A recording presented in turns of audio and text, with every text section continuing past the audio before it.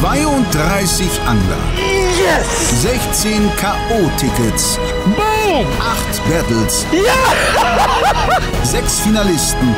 Das gibt's doch nicht. 3 Zielfische und ein Pokal. Der YPC Bank 2024 wird präsentiert von der Anglerschmiede, dem Online-Weg zum Angelschein. Hearty Rice, feel the difference. Und Lure Drop, jeden Monat Weihnachten.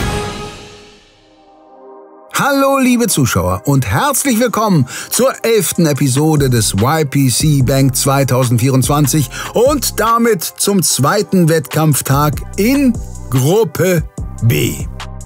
Sportex-Vertreter Anton Holzleitner geht nach einem beeindruckenden YPC-Debüt als Spitzenreiter in die letzten 8 Stunden und steht bereits mit 1,5 Beinen im Halbfinale. Dahinter folgt Roman Giacuzzo von Fish Explorer als zweiter Teilnehmer mit Fullcard, allerdings einer deutlich schwächeren als der von Anton. Die anderen beiden Qualifikationsplätze belegen Sebastian Hähnel von ZEC und LMAB-Chefentwickler Enrico Di Ventura mit jeweils noch einem freien Slot auf dem Board.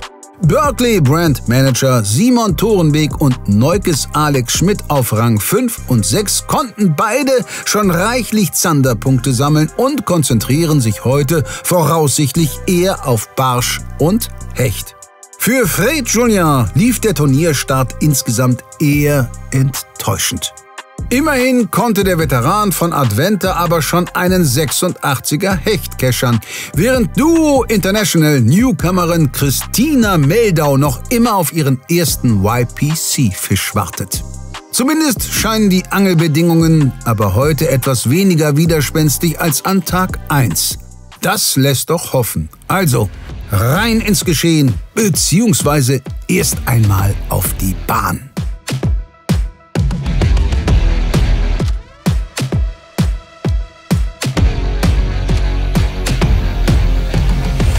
Herzlich willkommen zu Tag 2 der Gruppe B des YPC Bank 2024. Ich starte in den Tag mit guter Laune, aber trotzdem wenig Schlaf. Bisschen Anspannung ist natürlich dabei. Mir fehlt ein Fisch für die Fullcard. Das sollte optimalerweise auch dann der Hecht sein, den ich heute fange, dieser eine Fisch. Ich hoffe natürlich, dass ich mehr fange, aber ob das überhaupt klappt, irgendwie die Fullcard zu schaffen, das seht ihr natürlich in dieser Episode und damit wünsche ich euch viel Spaß beim Zusehen. Bei mir und natürlich auch bei allen anderen Kontrahentinnen, um es mal korrekt zu sagen. Tag 2 YPC Bank 2024 für Gruppe B. Und wir sind jetzt am Hechtspot angekommen. Ich habe heute viel vor, also ich hoffe es auf jeden Fall. Ich habe ja am ersten Tag geblenkt. Plan ist Hecht, Barsch, Zander. Alles zu fangen heute. Wenn möglich mehr als ein Fisch je, aber ich will mir jetzt das nicht zu hoch ansetzen. Ich bin mal froh, wenn wir jetzt gleich einen Hecht kriegen. Ich glaube, wir haben einen ganz guten Spot, ein bisschen viel Wind, aber das kriegen wir irgendwie hin und ja, ich möchte jetzt auch gleich loslegen, weil es ist nämlich gleich 8 Uhr und keine Zeit mehr verlieren. Also, los geht's. Erster Plan ist jetzt Topwater-Fische abgreifen hoffentlich und dann geht's weiter zum Hechtfischen. Der Hecht mit 77, der ist definitiv noch verbesserbar und so ist jetzt erstmal der Plan.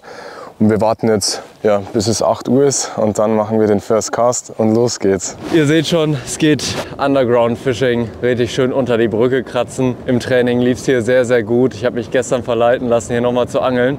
84er Zander gefangen. Das kannst du im Training natürlich gebrauchen wie Fußpilz. Hoffen wir mal, dass er heute auch wieder kommt. Und jetzt ab in die Katakomben und einen dicken Fisch fangen. Ziel ist erstmal ein Zanderchen. Flussangeln. Den ganzen Tag habe ich jetzt Zeit zum Flussangeln, weil ich nicht Barschen und Hechten hinterher rennen muss, weil mir die nicht mehr fehlen. Das ist echt cool. Habe ich eine gute Ausgangslage und kann mir den ganzen Tag Zeit nehmen, so eine Flussstrecke hier zu filetieren. Herzlich willkommen zurück, Leute. Ich bin in Zone 1 unterwegs. Heute Mission Hecht und Barsch. Wünsche mir Glück. Bis gleich. Hi guys, so welcome to this new episode and today I have no choice. I must climb into the ranking, so I took my ladder with me and I'm going to show you how I get in the top 4 for the next round. Good morning, ladies and gentlemen. We're back. Second day, YPC Bank. Currently Not in the best situation, but also not in the worst. Today mainly the target is to get the full card with the pike. Try to get a few upgrades, maybe on perch, maybe on pike. I think it's time for the first cast. We start here at the beautiful little spot and we try to get a pike on the Zilla glider. After that, maybe try for perch. So join us, let's go. Und dann geht's los. 8 Uhr. Erster Wurf, Tag 2. Petri Heil. Los geht's. First cast.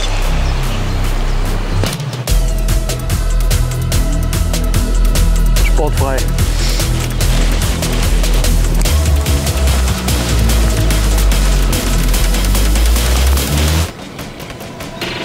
Fisch. Oh fuck. Alter, da war der Biss. Unfassbar. Ey, da kamen keine 3 Umdrehungen, ne? War der erste Kontakt da. Ich fäche jetzt hier am Anfang kurz mal den Eingangsbereich ab, um zu schauen, ob ich hier gleich, wo wir jetzt gleich reingehen, einen Fisch fangen kann. Würde ich jetzt sofort reinlaufen, dann würde ich die spooken und das wäre natürlich ärgerlich. Deswegen einfach hier kurz einmal rechts, links, geradeaus, 5, 6 Würfe und dann geht's aber an Hotspot. Maybe it looks crazy, but I start with a small popper because I want to take the chance to get maybe one on top water. What I want is those fish that are hiding next to those walls because they are using the walls to chase against them. So my first attempt, it's a very narrow place, but I give a shot like this, just trying to get the aggressive big perch and see before we get into zander fishing, if I can get a perch on the shore. Wir fischen einmal den Perch Glider und einmal was Großes. Ich starte erstmal mit natürlichen Farben. Also einmal den Perch Glider als Hardbait, der so ein bisschen mehr in die, ja, ich sag mal, in die Fischoptik geht und einmal hier absoluter Bringer in den letzten Wochen, 18er Bleak Shad an der kleineren Maus. Und die beiden Sachen sind meine erste Wahl jetzt erstmal. Sollte das mit den Ködern nicht funktionieren, dann hätten wir immer noch die Option, was mit mehr Druck zu angeln. Also zum Beispiel Multi-Vibe als Chatterbait oder als Spinnerbait. Also ihr seht jetzt hier richtig schön, wir stehen hier vielleicht knapp über den Knöcheln bis im Wasser. Es ist extrem flach und wir stehen jetzt ungefähr 20 Meter vom Ufer weg. Und hier vor uns geht jetzt langsam eine Kante runter. Und an dieser Kante entlang patrouillieren die Barsche und die Rapfen. Und ja, wir versuchen jetzt hier mit so einem Pencilbait die einfach hoch zu locken. So um 8 nach 8, weil wir einen kleinen Pitstop machen mussten. Mal kurz angehalten. Startet der YPC Bank in den zweiten Tag für mich. Mit den ersten Würfen am ersten Spot.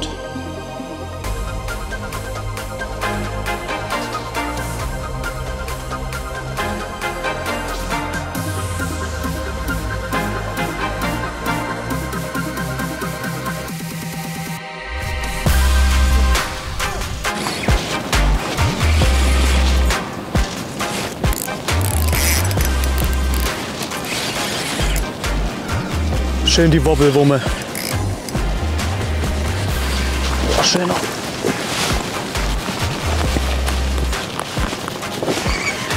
gute Landungsposition erstmal holen.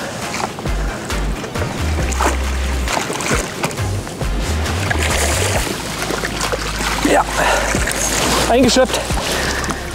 Ja, der ist lang, richtig lang.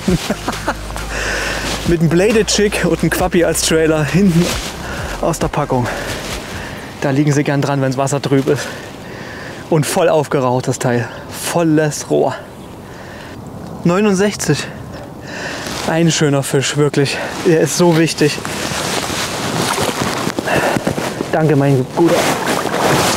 Ja. Ja, einfach ja. Was mache ich denn jetzt? Also es gibt hier geisteskrank große Barsche. Angeblich. Also ja. Und ich glaube, wenn ich jetzt so mit Goldglitter und Nachtschatten Quappi angel, gejickt an den Dalben, wo die Strömung dreht, und natürlich weiter mit dem Bladed Jig auch angel, alle Ecken aus und sowas, dann kann tatsächlich noch so ein Monsterbarsch fallen. Sein erster YPC-Fisch war ein Zander. Der Fisch zur Full Card ist ebenfalls einer. Sebastian bleibt sich treu und übernimmt Platz 2 mit solidem Vorsprung nach unten. Da kann Roman wirklich nur hoffen, dass sich sein Trainingszander tatsächlich noch einmal blicken lässt. Schön angeln ist auch anders, ey. Aber man muss halt dahin, wo die großen Fische sind. Und das ist manchmal leider unter schön dunklen Brücken. Gibt es jetzt bald neu. Hier so kleine Fisch-Explorer-Boxen. Die haben den Vorteil, dass man die auseinandernehmen kann. Und wenn ich jetzt sage, ich gehe zum Beispiel Wolfsbarsch angeln, brauche hier nur meine 20 bis 40 Gramm Bleie, dann gehe ich einfach hin, nehme die Boxen auseinander und sage, zack, die nehme ich mit. Da ist auch ordentlich Gewicht drin, die lasse ich zu Hause. Und so nimmt man immer nur das mit, was man gerade wirklich braucht. In dem Fall brauche ich ein 10 Gramm Dropshot Blei. Die passen auch in die Compartments hier noch wunderbar rein.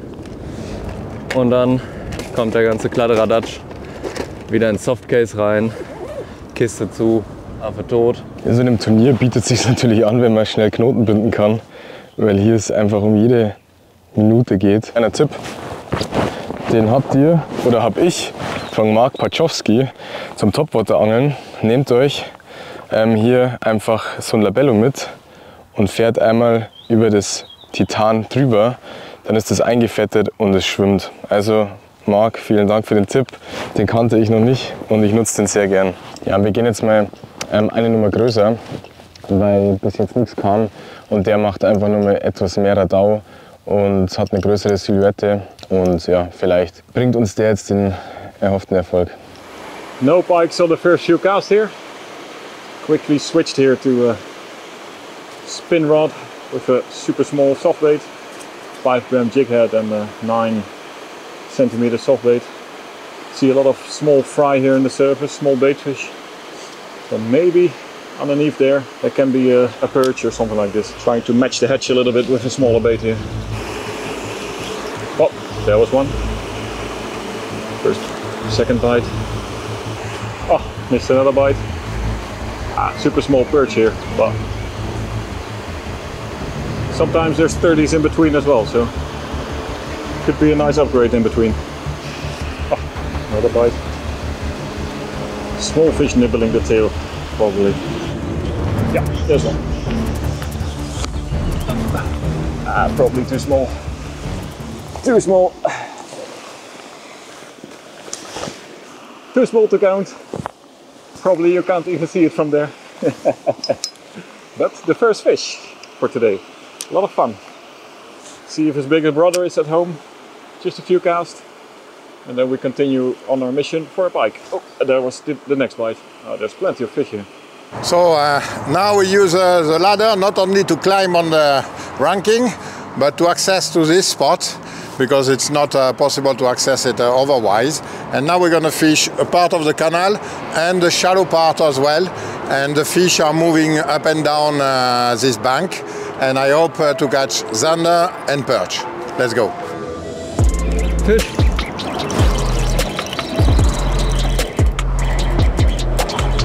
Jawohl.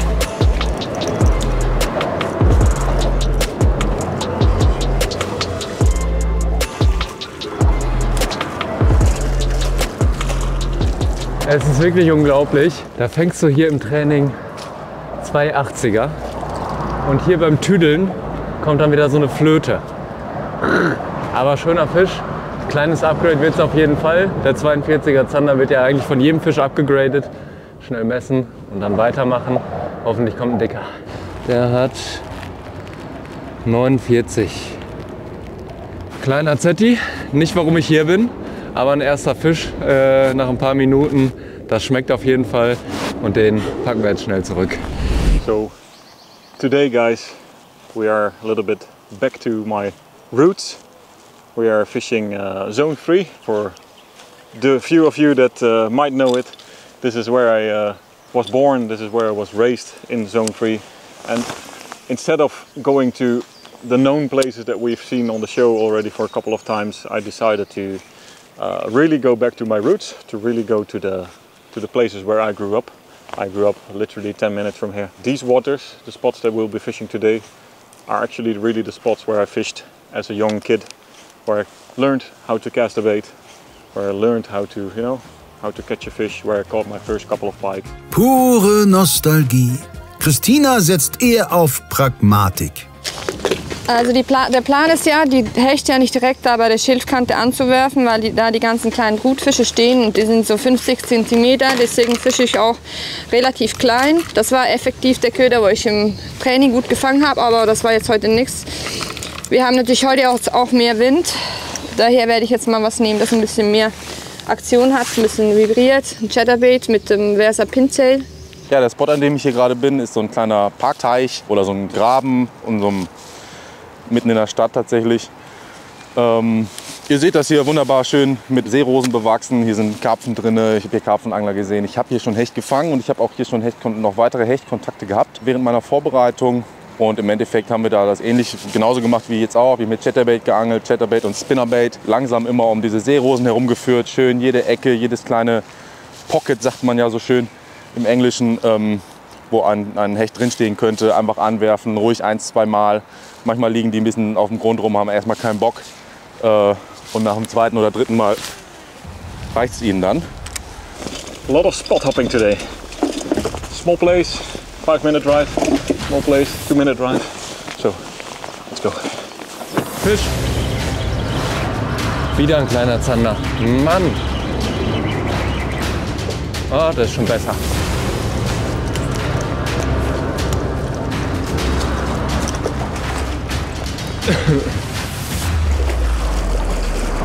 Auch wieder ein Upgrade. Kein riesiger Fisch, aber der geht schon Richtung Ende 50. Es geht in die richtige Richtung und 2 Fische, 2 Upgrades. Der Weg ist gut. Hat sich auf den Prey One hier wunderbar reingefahren. Hängt optimal oben einfach nur im Knorpel. Und wenn das so wunderbar aussieht, kann man einfach mit dem Finger hier hinter, zack, Haken raus. Ah, 60, jawohl. Geil. Das ist genau der, den ich brauche. Ist hier genau über die Linie. Oh, berührt sogar die 60. Ich weiß, dass es hier richtige Ochsen gibt. Löwen, wird Horst Henning sagen. Und das ist immer noch das Ziel. Wenn es jetzt hier so läuft, dann werden wir auf jeden Fall noch ein bisschen weiter angeln und hoffen, dass wir noch einen größeren kriegen. Ich werde jetzt auch gleich noch mal auf die Schnelle abjiggen. Zurück mit dem Guten. Auch wieder direkt hier vorne. Wenn es geht, die Fische immer einfach wieder kurz zu sich kommen lassen. Hier ist Wasser sehr flach, aber gerade bei Zandern reicht das, wenn man die loslässt. Die können von ganz alleine schwimmen und auch der geht zu seinem Kollegen ins Endlager hier vorne. Alle, die gefangen wurden, die liegen jetzt hier vorne vor der Steinpackung. Also wer morgen kommt, ja, hier ist der Spot. Hier liegen zumindest alle Fische. Wir gehen jetzt mal Richtung Einlauf vor und hier tauscht sich das Klare mit dem dreckigen Wasser und wir schauen mal, ob hier vielleicht ein hungriger Rapfen oder sowas dasteht. Und ja, ist vielleicht jetzt die bessere Taktik, weil hier war jetzt absolut tot. Das Einzige, was hier jetzt zu sehen war, waren Braxen oder Bleier, die hier ein bisschen gegrundelt haben. Also wir schauen mal schnell vor und hoffen, dass da vorne was geht.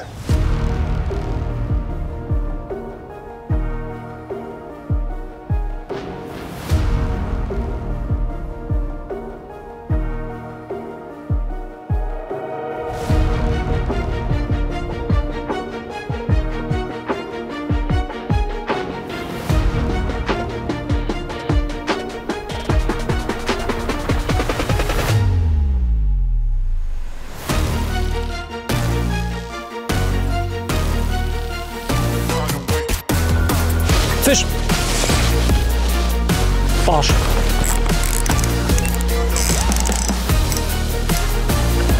Nee, Zander. Oh, ich dachte erst, ich habe die Streifen gesehen und dachte, wow!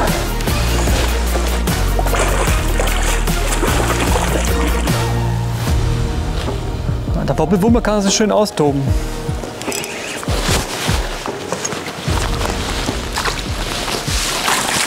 Sehr galant. Am Pfeiler. War noch einer zu Hause, ne? Purer Muskel, so ein Zander. Geil. Hat schön Spannung. Der Biss, ey, auf Zug. Es ist nämlich kein Tok, wie in der Upswing-Phase, sondern ein Pok. Und sobald er auf Zug fischt, also mit Bladed Jig oder mit Wobbler, nehmt die Wobbelwumme. Die nimmt den richtig schön auf. Boah, der Quappi am Bladed Jig, das ist eine Macht. Messen aber trotzdem. Ich weiß nicht, ob der über 60 ist, ich glaube nicht. Ich würde sagen, mit geschultem Auge 58. 59. Das ist für mich, das ist eine Sucht fürs Leben, der Zander. Boah. Und nicht wundern, hier ist das Wasser klar, hier hinten drin, weil sich das da, wo keine starke Strömung dreht, sich das Sediment ein bisschen setzt hinten in den Buhnen. Aber da, wo es umströmt ist, da kommt die komplette Trübung des Hauptstroms rein. Und dann stehen sie auch sehr, sehr flach, dort wo diese Rückströmung quasi aufs flache Wasser schiebt. Roman hat mit seinem Upgrade den Abstand auf Sebastian ein wenig verkürzt. Jetzt zieht der Wahlberliner wieder etwas davon. Bisher sind heute Morgen ausschließlich die Zander aktiv. Oder was meint Christina dazu? Ah, das war... ich glaube, das war das. Aber die Frage... Weißt du, was der Hähnel zu mir gesagt hat? Die Bisse, die ich am Tag 1 hatte, das waren Grundel. Boah, das war eine Ernüchterung, ich sag's dir.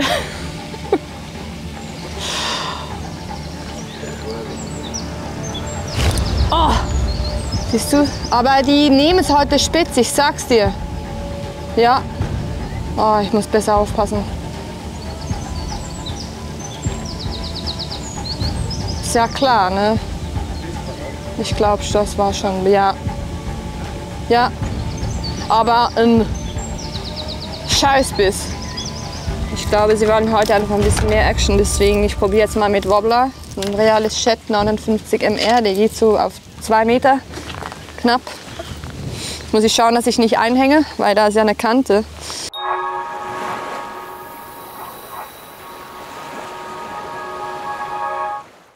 Leute, ich habe eine gute und eine gute Nachricht für euch. Zuerst die gute.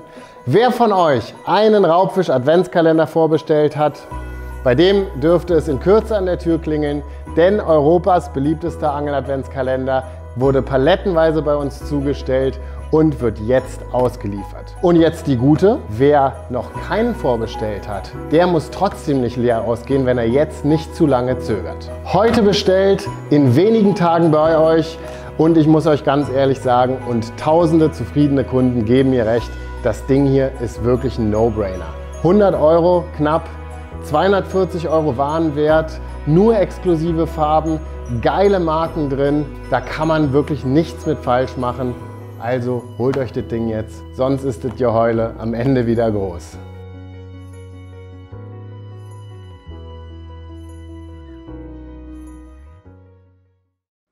€150 Angelset geschenkt. Das ist doch bestimmt Beschiss. Nee, das gibt's zu jedem Angelscheinkurs nur für kurze Zeit gratis dazu. Ach, das ist doch eh nur wieder Spittelschrott. Guck mal, alleine die La Mystique von LMAB kostet 90 € im Laden. Aber da ist doch keine Rolle dabei. Klar, guck hier, von Abu, mit geflochtener Schnur sogar. Nee. Doch. Aber die teuren Köder musst du dir noch kaufen, oder? Nee. Oh. Köder und Zubehör sind auch dabei. Mach keinen Scheiß. Das klingt wirklich gut. Also, auf geht's. Angelset sichern, Kurs auf anglerschmiede.de buchen und dann ab ans Wasser mit dir.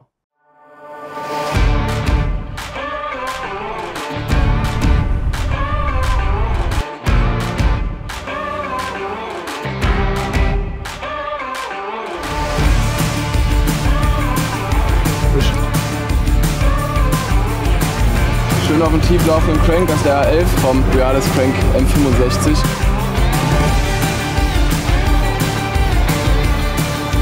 Großer Barsch, Freunde. Hier ist er.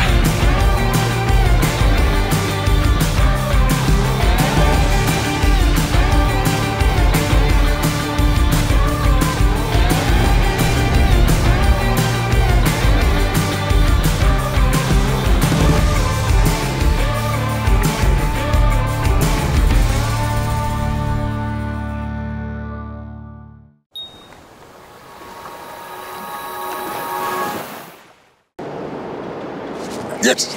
Ah, no! No! No! Why? First contact of the day, outside in the deep. Maybe they're not rising to the shallow yet. We need to pay attention to detail. When you're on a spot, don't get stubborn because yesterday you catch them on one place or another. Keep your mind open, change weight, change color, change vibration, and try different approach. That potentially on the first 2 episodes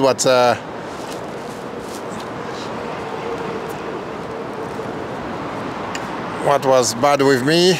So now 2 times I'm missing this one, so I'm going to go vertical fishing instead of casting and try a different presentation.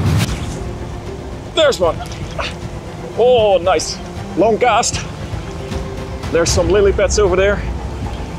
I cast in that Berkeley kill shed, 15 centimeter. 2-3 turns of the reel, and boom, we got a pike on, guys.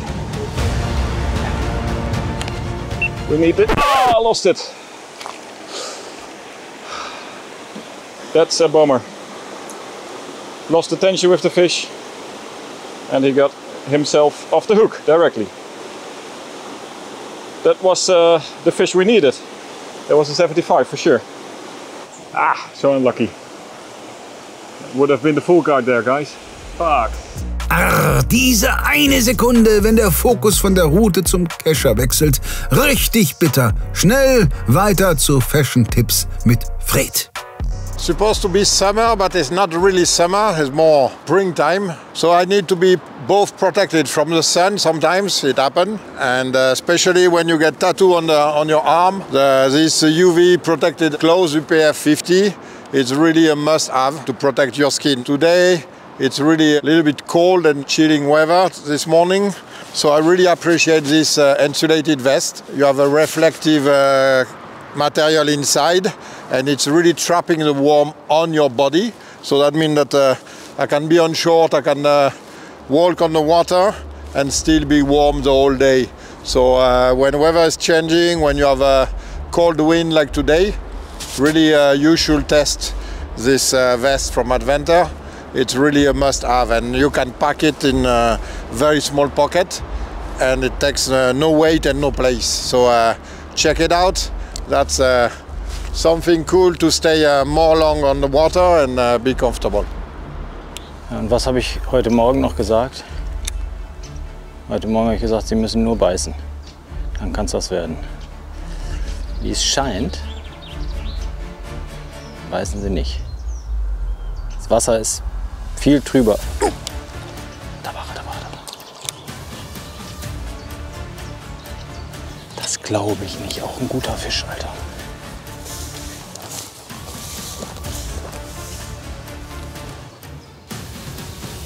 Ahnst es nicht.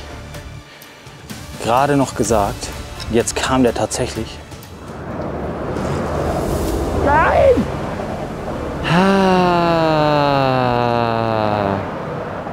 Könnte natürlich auch ein Schnurschwimmer gewesen sein. Hier sind halt auch riesige Brassen drin. Aber jeder Kontakt bedeutet hier halt potenziell 80er.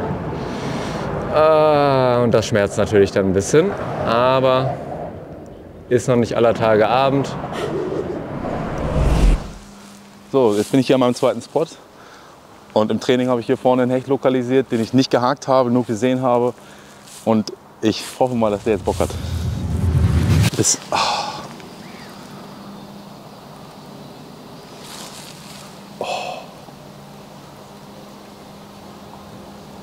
war jetzt kein harter Biss, aber definitiv Biss. Aber nicht richtig reingeballert. Aber auf jeden Fall eine Attacke. Spitze Bisse an mehreren Standorten. Simon bekommt nach seinem Fauxpas von vorhin aber schnell die nächste Chance. Yep, there's one. Nice one. Nice fish one. Oh, I saw it coming through the lily pad. That's an 80. Oh, I need this guy in the net. 80, maybe not, but very good fish. Come on. Get in there. Come on, get in there. Oh, don't do that. It's in. It's in. Yes, baby. Full card. Let's go. Woo! Yes, man. All right, here we go. 3, 2, 1. Yeah, that's 80. That's a really nice fish. Oh, yes. Oh, guys, I'm so relieved. This is the last fish I needed for my full card. And it's a good one. And it's a real good one. You see, he took that Berkeley killshad, which first gave me a first bite, lost that one after 10 seconds, and now we got an even better one. And look at the state of this fish. It's so nice and beautiful, healthy. What a nice beauty. There it is, perfectly hooked in the jaw. Amazing fish, man, amazing fish. See how long this guy is. 87 centimeters, guys. I'm a happy guy. And this is one of my favorite styles of fishing. Quick cast, short cast between the lily pads. And yeah, if 87 shows up, you can wake me up very early every day to do this kind of fishing, because this is so cool. Let's release it. There he goes. Get out of my big net. Yes, there he goes. Look at that. Beautiful. Beautiful. Woohoo! Full card. Well done. Full Card im zweiten Anlauf und damit rückt Simon auf Platz 4 vor, während Enrico ins Niemandsland der Tabelle abrutscht. Der Niederländer bleibt trotzdem rastlos. So, fish is reported. We go to the next spot. The card is full, guys, but of course we have quite some small zanders on the card, so need to get rid of that. And I'm now full in the pike mode. I like pike fishing. I got already 2 nice ones on the hook. 1 landed, so I'm just continuing here, spot hopping some nice places, and trying to catch something that is, let's say, some more 70 plus, 75 plus fish would help a lot to upgrade my score a little bit. So for now, a couple of hours pike fishing, and I like it. Let's go. Also wir haben jetzt von Topwater umgestellt, das hat irgendwie überhaupt nicht funktioniert.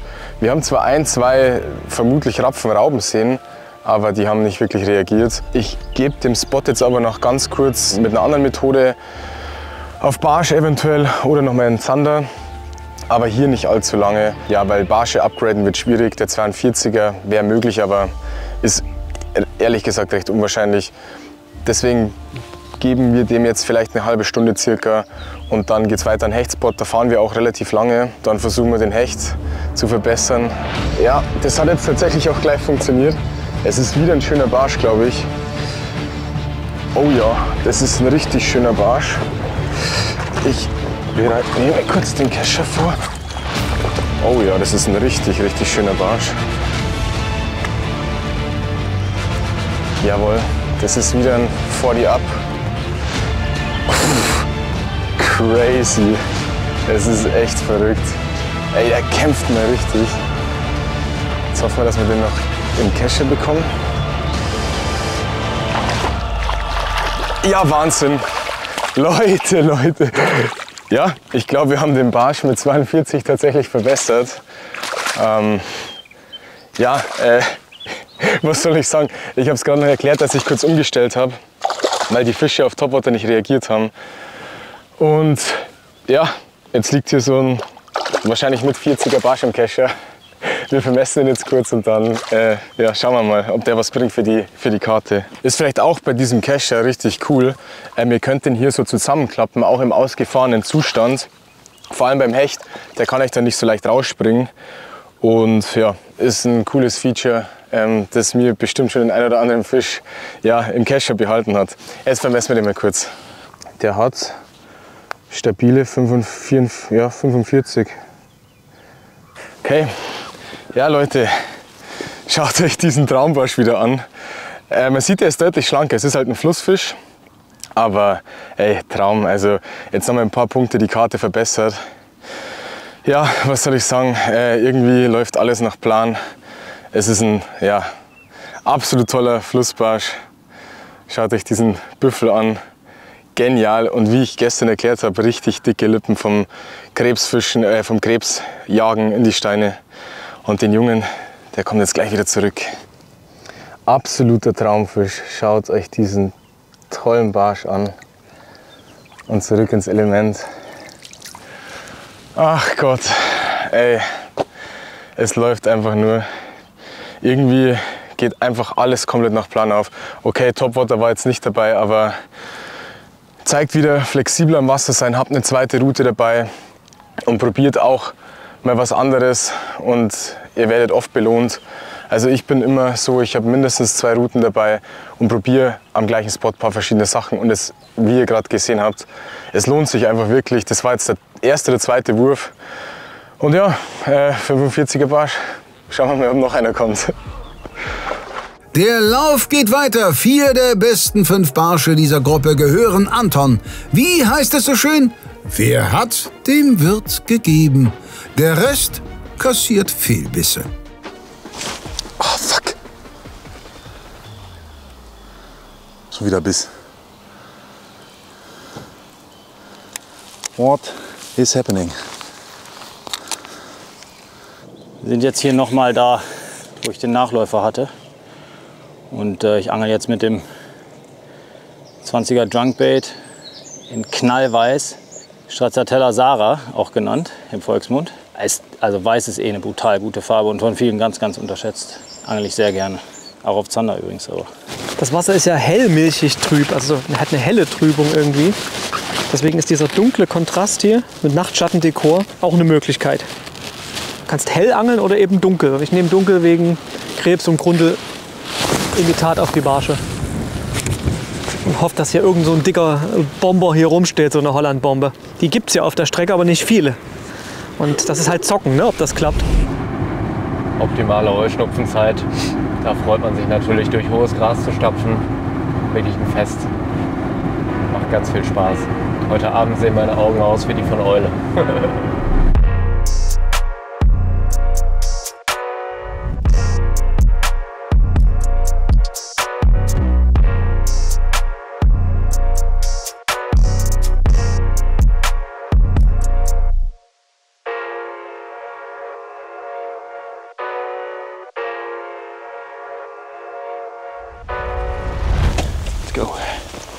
Take a lot of the pressure away to have the cart full at least. It's a shame that the perch is so small, but because don't have much spots here for bigger perch. But then we have to make up for that with 1 or 2 nice pikes. So, neuer Spot, wieder Zander, wie gesagt. Ich weiß jetzt, warum es eben nicht geklappt hat. Ich hatte einfach den Zander nicht auf der Kappe. So kann das auch nichts werden mit dem 80er. Das ist ganz klare Sache. Also, gutes Mojo drauf, da muss halt hier der Kickerfisch kommen. Wir haben in diesem Spot auch einen 48er Barsch gefangen. Der wird mir natürlich auch sehr, sehr gut stehen. Und genau das werden wir jetzt schön machen. Also wir sind jetzt am Barspot. Das ist gleich hier im Hafen. Habe ich gestern mit Wobbler noch getestet und das hat wirklich gut funktioniert. Nein! Nein!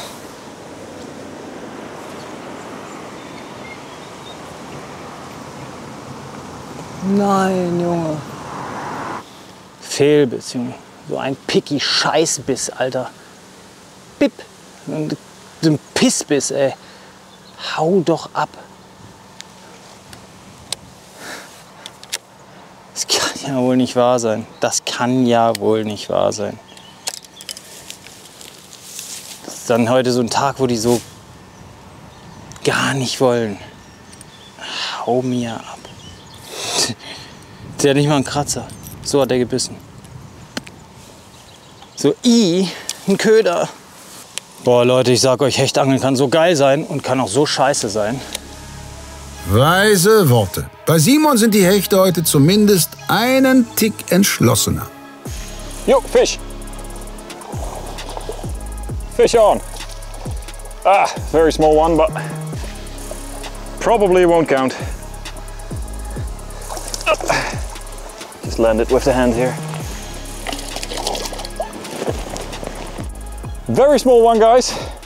This one is not going to be an upgrade, but fish number 2 on that kill shit. It's nice. It's only 1 treble hook on this one. Comes like this, rigged and ready to fish. And yeah, the pike seemed to like it. Beautiful little pike here from this small creek here in the forest. Awesome. Look at that. Super nice colors on his back. Light brown stripes. Awesome. Beautiful little forest pike can swim back here. Grow a little bit bigger, please. Awesome. Cool. Next one has to be a little bit bigger. Ruhig bleiben. War ein Hindernis. Also langsam könnte mal wieder was kommen. Das Schöne ist, ich kann mir Zeit lassen. Das ist so gut. Ich brauche ein krasser Fisch. Haha, guck mal, der Wedge fehlt. Das Hämmerchen ist weg. Der Wedge fehlt. Es war doch kein Hindernis. Es war ein Bub mit einem B. Eindeutig. Klassiker. Ich kann jetzt weiter fischen, er wird trotzdem fangen. Der fängt auch ohne Arme. Ich habe alles schon ausprobiert. Aber am geilsten fängt der Tisch, wenn alles funktioniert. Ne? Das ist klar. Und das wollen wir ja hier haben. Wir wollen ja jetzt nicht keine B-Seite spielen. Ey, sie sind quasi da. Das ist gut. Ist gut. Ist gut. Ist gut. Oh, Nachtschatten, oder? Schreibt mal in die Kommentare. Ist das eine. Also ich finde, das Ding ist. Also für den, wenn wir für den nicht in die Hölle kommen, dann weiß ich auch nicht. Come on, give me a bite. I know you are there. Come on. I didn't climb the ladder for the moment. I'm staying on the bottom. Honestly, I'm not lucky because I get like super short bite. Not much I can do. I get one fish on the chatterbait that was pushing my chatterbait, not taking it. Really tough.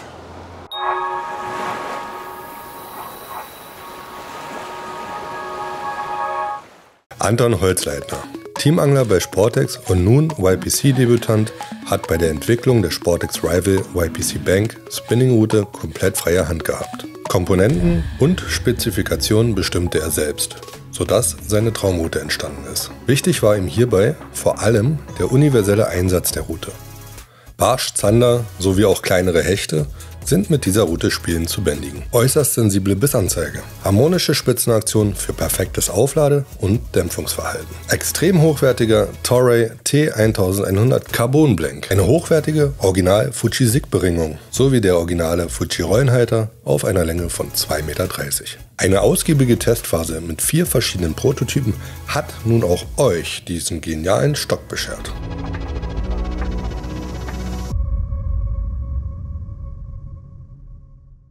Warum fangen Blinker und Spinner immer noch so gut? Weil sie unter Wasser blitzen und blinken, so wie echte Fische. Und warum fangen Gummiköder so gut? Weil sie so unglaublich vielseitig einsetzbar sind. Wir bei LMAB haben diese beiden Welten bereits mit der super erfolgreichen Chrome Edition zu einer kombiniert. Jetzt erweitern wir diese Welt erneut mit der LMAB Gold Edition. Die erste auf dem Markt erhältliche Serie, die durch ein spezielles Hitzeverfahren ein komplettes Goldpainting auf Gummiköder bringt. 4 Köder, 17 verschiedene Größen und einzigartige Golddekore. Die LMAB Gold Edition ab sofort in deinen Tackle Stores.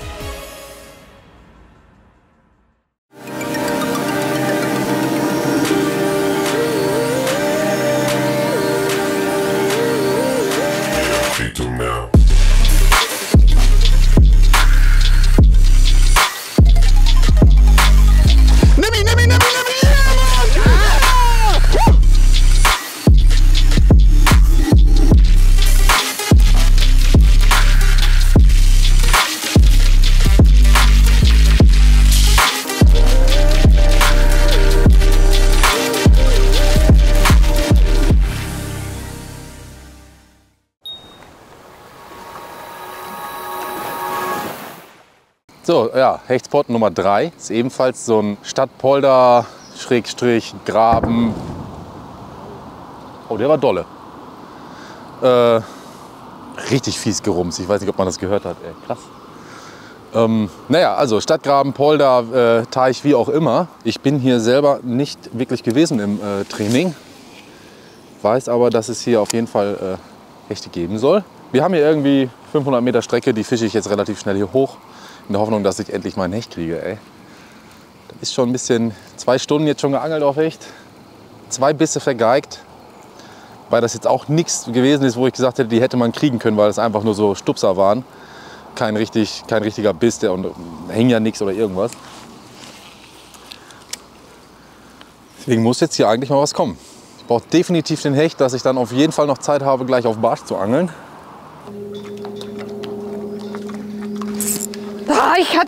Das war, okay, das war Fisch. Rolle zu weit offen, okay. Aber ich habe jetzt die Technik gewechselt. Ich weiß nicht, ob es an dem liegt, aber ich habe jetzt extrem langsam gefischt und wirklich in die lose Schnur reingeschlagen, dass der Köder fast auf der Stelle steht. Also die Fische sind da.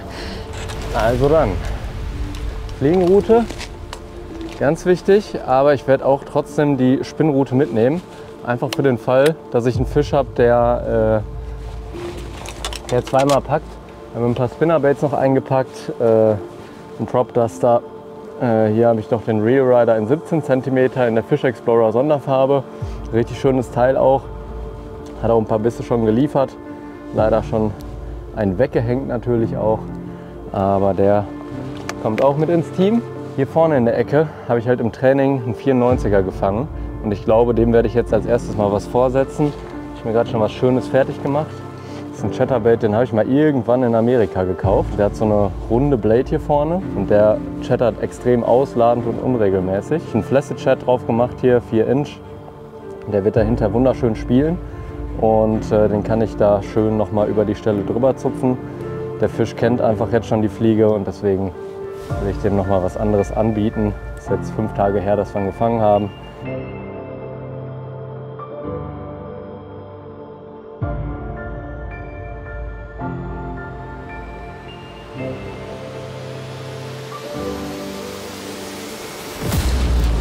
Aus der Brücke rausgeholt. Junge, ahnst es nicht. Den Wurf haben wir leider nicht drauf. Alter, du ahnst es nicht. Bleib nur da. Alter. Ich hab gesehen, dass meine Zange irgendwie im Kescher hängt, aber... Nee, du gehst da nicht unter dieser Brücke runter. Wo ist er? Er hat auch Bock auf seine Brücke.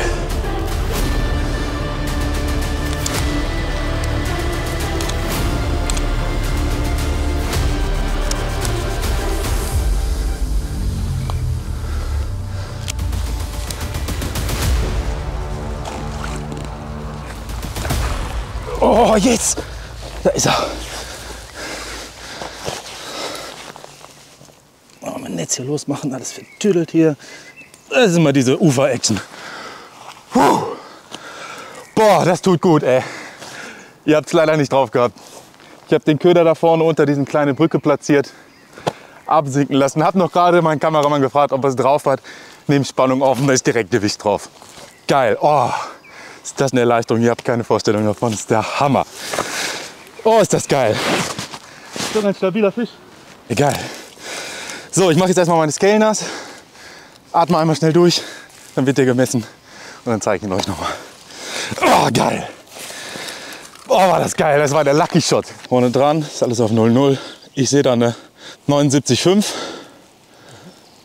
So Leute, ihr habt es gesehen, 79,5er Hecht, also 80 Punkte im Turnier. Der kam jetzt hier auf den OG Kaishin von Neuke mit dem 4-Inch Wobble Chat. Die Farbe ist vom Chatterbait ist Zebra Bug, eine meiner absoluten Lieblingsfarben, sehr gedeckt mit einem silbernen Blade und da drauf Cinnamon Blue, sowieso eine Bank. Geil, ich freue mich tierisch. Wie gesagt, ihr habt den Wurf leider nicht gesehen. Mega, das war quasi der Lucky Shot. Oh, Hammer, Alter. So, ich habe das Ding hier schnell gekillt, um den Hecht schnell zu befreien. Der ist auch schon längst wieder im Wasser. Ich knüpfe das jetzt wieder an, mache noch ein paar Würfe und dann geht es endlich zum Barschangeln. Geil, ich freue mich. Oh, geil, ey Leute, das tat so gut, ne? Hammer. Ich bin jetzt echt irgendwie 2,5, 3 Stunden schon auf Hecht am Angeln hier. Meine beiden ersten Spots haben nicht funktioniert. Das war jetzt hier wirklich der absolute Notspot. Im Grunde schon auf dem Weg zum Barspot. Oh, und dass es hier jetzt nochmal geklappt hat. Oh, ich freue mich so mega, ey. Haben mehr. Erleichterung pur und potenziell ein richtig wichtiger Fisch. Damit könnte Alex jetzt ruhigen Gewissens auf sein eigentliches Steckenpferd umsatteln, den Barsch. Simon bräuchte davon eigentlich auch noch einen besseren. Jo, super cool bite. Oh, very cool bite. Again, a very small one. A very small one. Oh, even smaller than the previous one. Get in here. All right. And release. Boom. The fact that there's quite some small pike as well is really good. It means that the pike have a very healthy ecosystem here. Very, yeah, good for at least for reproduction. And you know, last time I fished here was maybe 15 years ago, and it turns out that they, yeah, have everything that they need to maintain the population, to keep on spawning and keep on delivering new generations. And that's, of course, the best thing to see as an angler, that you know, yeah, go back there in 15 years and still you can have a lot of fun. You can catch pike. Auch wenn sich die Anspannung keineswegs gelegt hat, möchte ich euch natürlich nicht vorenthalten, was ich eigentlich tue. Also wir machen natürlich Spot-Hopping, denn ich brauche diesen einen Hecht für die volle Karte. Und ich habe zwei Routen dabei, einmal die 14 bis 42 Gramm Rodfather in Casting. Das ist eigentlich meine Lieblingspolderroute für Multivibes in 5.0 oder auch mal kleinere Gummifische oder sowas zum Durchleiern. Und dann einmal die 40 bis 150 Gramm The Rodfather in 2,33 Meter. Also das ist eigentlich echt so eine Route für große Köder. Und damit angle ich halt, ja, die großen Drunk Dancer oder die 20er Drunk Baits. Alles eigentlich, was so zum Durchleiern hervorragend geeignet ist, was, ich sag mal, über der 18 bis 20 Zentimeter Marke ist und dann auch entweder viel Druck vorne hat, zum Beispiel eine Maus oder den Beetle-Kopf oder sowas. Weil das sind natürlich Köder, die sehr viel Druck unter Wasser erzeugen, und da braucht man eine Route, die diesem Druck erstens entgegenwirken kann und zweitens aber auch vernünftig dann die Haken setzen kann bei etwas größeren Ködern. Denn ja, das wäre jetzt mit der 14 bis 42 Gramm Version einfach gar nicht möglich, einen größeren Köder zu angeln und dementsprechend dann auch vernünftig die Haken zu setzen. Also selbst wenn es mal ein großer Fisch sein sollte, der da vernünftig reinsemmelt, heißt das noch lange nicht, dass der gut hängt. Und erst recht nicht, wenn die Route zu weich ist. Und ich habe mir heute fest auf die Fahne geschrieben, die Spots nicht zu lange zu beangeln. 10, 15 Minuten maximal, also einmal fächern, weil die beißwilligen Hechte, die kommen eigentlich und beißen. Und das hat man auch gesehen. Beißen tun sie, aber sie beißen nicht gut. Beißen ganz spitz. Es mag vielleicht auch damit zusammenhängen, dass jetzt ein bisschen mehr geangelt wurde in den letzten Tagen. Die Spots dann schon irgendwie mal den einen oder anderen Angler gesehen haben, Köder gesehen haben und die Fische auch mal hingen. Ich habe in diesem System im Training auch einen schönen 80er gefangen, der, ich weiß nicht, wahrscheinlich war es ein Blässhuhn oder ein Haubentaucherküken, gefressen hatte. Guckten die Beine noch aus dem Hals raus, das ist total verrückt. Und der ist trotzdem noch auf den Multivibe gescheppert. Deswegen, ich angel das jetzt hier recht schnell erstmal mit dem Multivibe ab und dann noch mal ein bisschen langsamer mit dem Drunk Dancer in 18, also die neue Größe.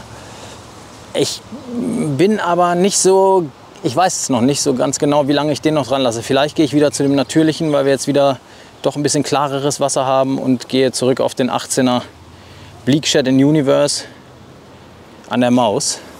Den kann man nämlich hervorragend langsam angeln und der hat eine schöne natürliche Silhouette auch, hat richtig Druck durch die Maus dann vorne und schön langsam hinten im Teller trotzdem eine tolle Bewegung. Also vielleicht mache ich auch das weiß ich auch noch nicht ganz genau. Jetzt erstmal hier Powerfishing mit dem Multivibe und dann ein bisschen langsam hinterher. Vielleicht der ein oder andere Fisch, der sich an diese schnellen Vibrationsköder nicht rantraut, weil er vielleicht irgendwo hing, der nimmt vielleicht dann doch den natürlich geführten und aussehenden Köder.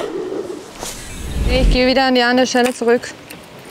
Ich hatte jetzt hier keinen Nachläufer, nichts. Es ist relativ tief. Die andere Stelle gefällt mir besser. Ich hatte es auch mit Gumminiks gehabt. Habe jetzt noch einen tieflaufenderen Wobbler. Ich gehe rüber, habe ich mehr Vertrauen. Ich glaube, das ist das Wichtigste im Moment.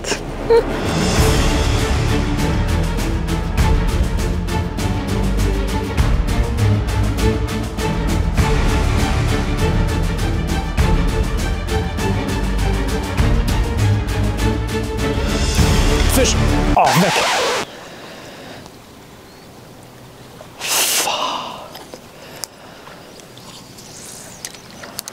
Nein! Boah, schöner Einschlag, Alter. Der ist weg. Der hat das Maul verbrannt an der Nummer. Boah. Alter, Alter. Bisse auf Zug. Das ist einfach... Boah, die müsste man ja voll sehen auf Cam. Der war ja so richtig... Wuff. Ich weiß nicht, ob man das gut sehen kann, so wie ich das gefühlt habe quasi. Aber wenn auch nur halbwegs, dann war das jetzt eine geile Szene. Boah, geil, Alter. Ne, die Chance ist weg. Das war einer, der hier drin lag. Ein guter Fisch war das aber. Das hat ordentlich gehämmert. Oh, shit. Oh, that was a 75 plus, guys. Missed it. Oh, did not feel the hooks, I think. So we're just giving him some rest here in this corner. Continue the fishing, and on the way back, we'll hammer this spot a little bit.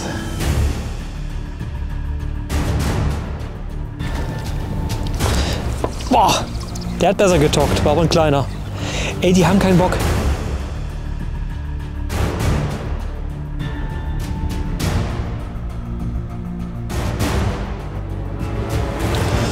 Jetzt.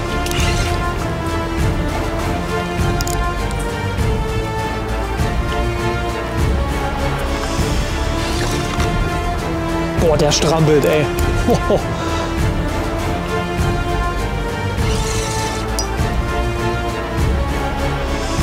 Tiefer an der Stromkante. Oh, Pike. Sag nicht etwa, dass du das warst jetzt die ganze Zeit, Freundchen.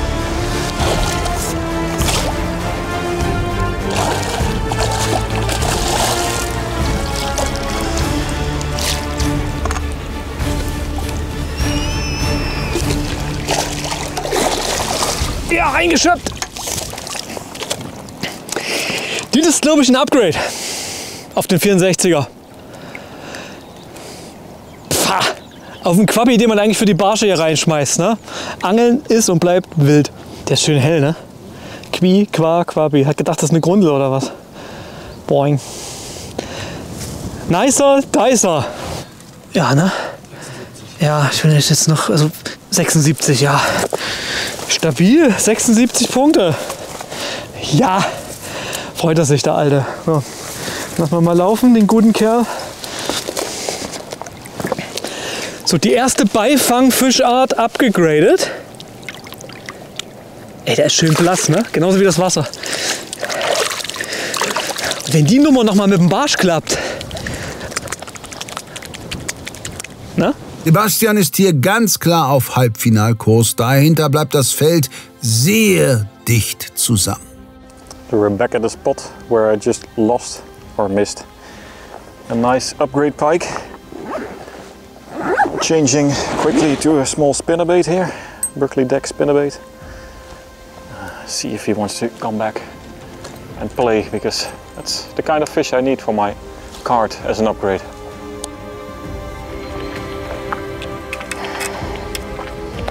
Ich muss mal kurz mit dem Coach.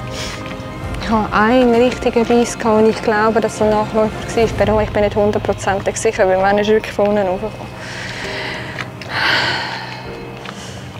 Ich glaube, ich mache schnell Pause. Nein mehr. Noch weiter packen. Stiel da. Wel binnen. Ja? Ja, aber ich bin jetzt nicht schlecht. Okay. Okay, we have drive a little bit. Now I'm going for perch. I want to use the sun before we get too much cloud and potentially the rain, and then I will focus on Zander again. So let's walk a little bit and go for perch. Ich bin jetzt hier an meinem ersten Barschangelspot. Ich denke, einigen wird dieser Spot bekannt sein, weil hier schon oft gefischt wurde, aber es ist natürlich auch wirklich ein Spot, der immer wieder einen guten Fisch bringen kann. Und auch in den Vorbereitungen hatten wir hier jedes Mal, wenn wir hier waren, relativ schnell Kontakt und es waren immer gute Barsche. Deswegen hoffe ich, dass es jetzt auch relativ zügig geht. Aber glücklicherweise habe ich jetzt ja wirklich Zeit. Ich hatte mir 3 Stunden maximal vorgenommen zum Hechtangeln und es waren jetzt fast genau 3 Stunden. Jetzt bin ich hier am Barspot. Ich bereite schnell noch vor. Geht's hier vorne runter. Wir sehen uns gleich hoffentlich mit dem ersten Fisch.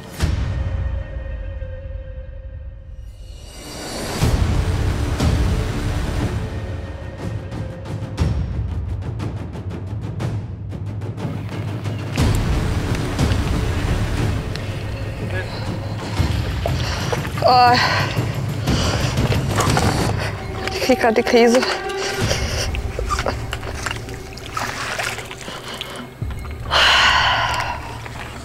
Also, ich weiß nicht, ob er Maß hat, ne? Ich habe keine Ahnung, aber...